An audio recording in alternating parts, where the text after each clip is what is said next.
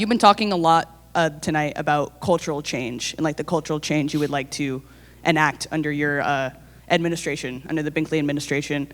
But there's been a lot of kind of the opposite of that, like the opposite of love thy neighbor, being pushed by Christian conservatives recently surrounding policy, specifically in southern states, and like with the banning of media and stuff like that. So when you're talking about love thy neighbor, when it comes to policy, what kind of protecting thy neighbor will you like enact under the Binkley administration? Thank you, Veronica. Can you give some more clarity on what happened in the southern states? So with the banning of media regarding like LGBTQ people within public schools and such, also trans individuals are under policy attack. Okay. So you're referring really to the LGBT community. When you say they were banned from what, media? I don't like understand. Books.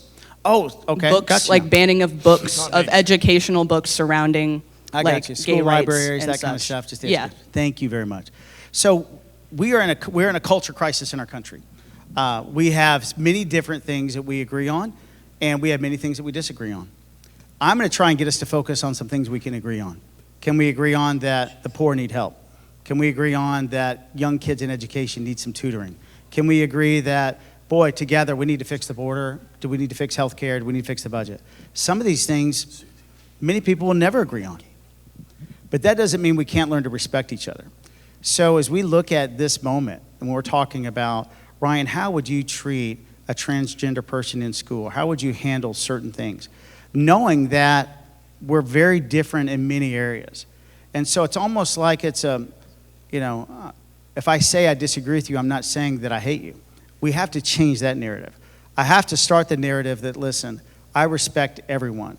If I'm talking to a transgender youth today or someone that's a teenager, first of all, I want to say this, I can't imagine the challenges you're walking through. You're thinking about one of the biggest issues of your entire life, your very identity. My heart goes out to anybody that's even thinking about that. I want to show a lot of care, and then I want to show a lot of respect. At the same time, I want to ask, as you're making decisions, to respect back people that may disagree, particularly when it comes to sports. Right now, this is important.